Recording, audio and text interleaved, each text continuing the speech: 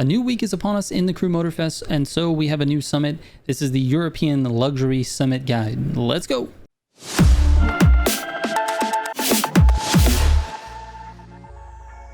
All right, real quick before I get into it, a quick shout out to Simgii for helping with a couple of these cuts and a couple of tips with some of these races. Really appreciate him. Go sub to his channel, please. The link is in the description down below. All right, let's get into the cars you're going to need. For the Summit bundle, you're going to be getting the Bentley Continental Super Sport. You're going to get the Jaguar E-Type Series 1 Coupe and the McLaren F1.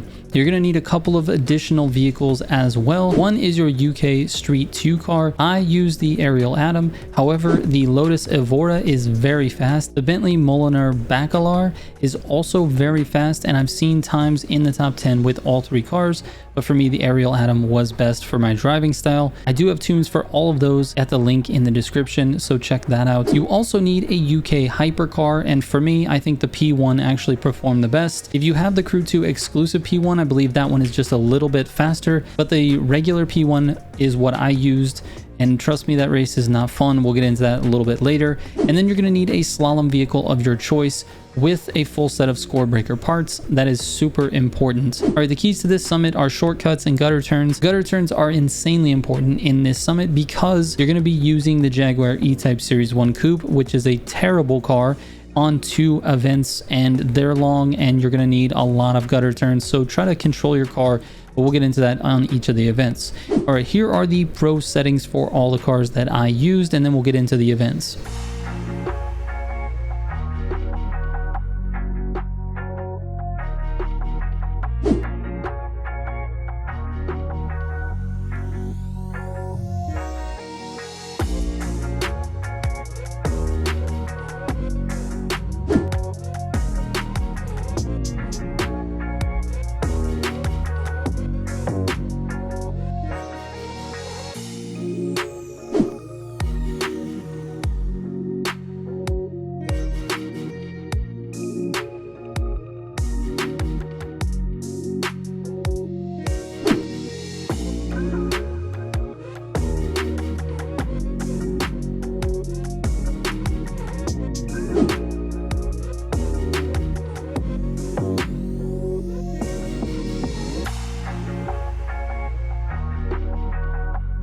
Up first is That Classic Spirit.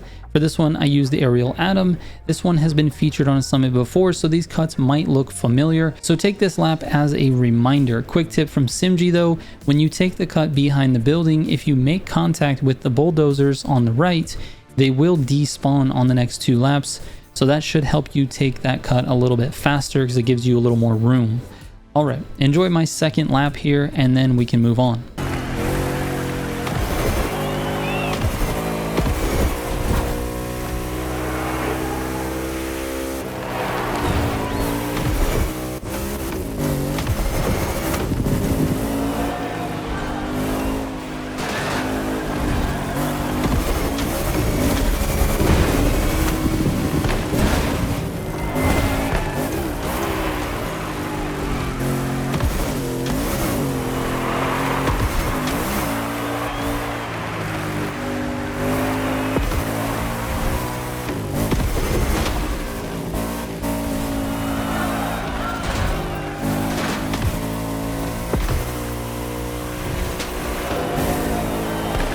The next one is a stylish race using the F1. This one relies heavily on your skill level, but I can give you a tip that should help your time.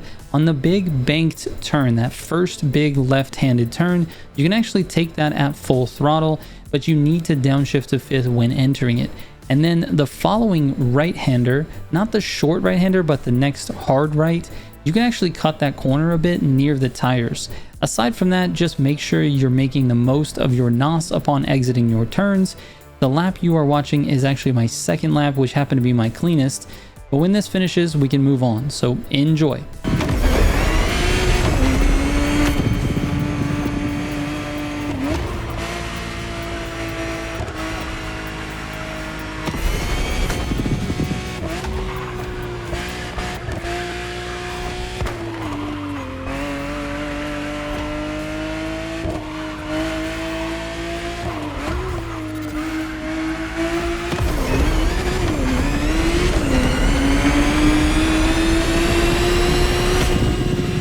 Next up is the event called Well-Rounded Lines. This one is super important to hit your gutter turns. I recommend using manual for this race because you need to be able to control your gears as you enter and leave these turns. On basically all of the gutters for these type switchbacks, you're going to be using second gear. It just seems to work the best for these gutter turns, especially with the pro settings that I'm giving you. So let's get into the cuts because there's a lot of them. At 7%, you can cut the corner on the left. I've tried resetting this corner and it's just faster to slow down and take it in, like, say, second gear. At 25%, you should use NOS in the air, but don't overshoot the checkpoint. You can jump over it and miss it. At 38%, you should cut to the left and make sure you NOS the little jump if possible that's right in the middle of that cut. Aim for these tents. All that stuff is breakable, so it's not a problem if you run into it. At 45%, cut through the trees to the right. And then again at 49%, you're going to be cutting through the trees again. This one is kind of crazy, so try to aim for this clearing right here. Then find your way to the next checkpoint and reset before you get there. You need to reset right at this green sign. At 62%, you can cut inside this checkpoint to keep some speed, and then a reset when you get to the next checkpoint at 64%.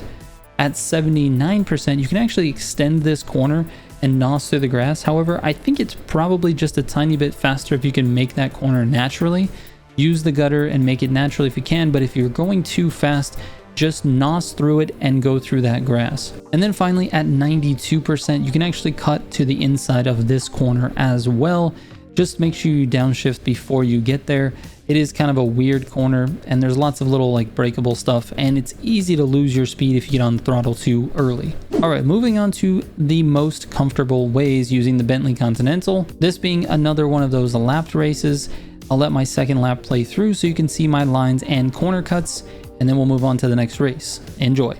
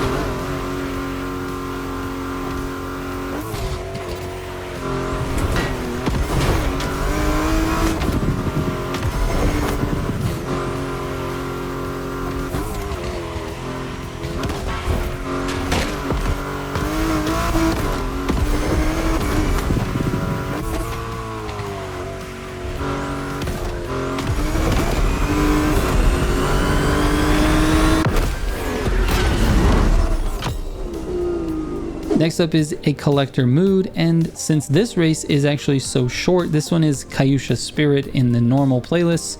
I'm just gonna let you watch the whole race. It's not my best, but you will get to see the NOS points, the cuts, and there is one reset in this particular course. So enjoy, and then we'll move on.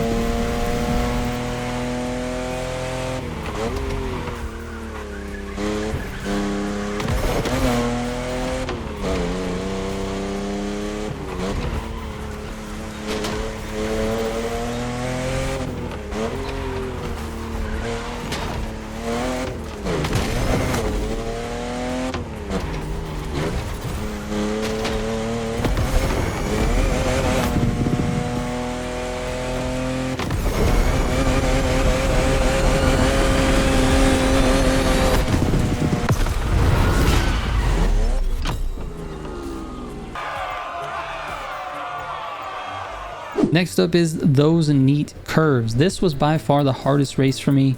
The P1 is very wild and this course is very wild, so you'll notice a lot of me driving badly in this lap, but this was the best I could do for this one. You're watching my full second lap, so enjoy this and I'll be back to you so we can talk about the Feats.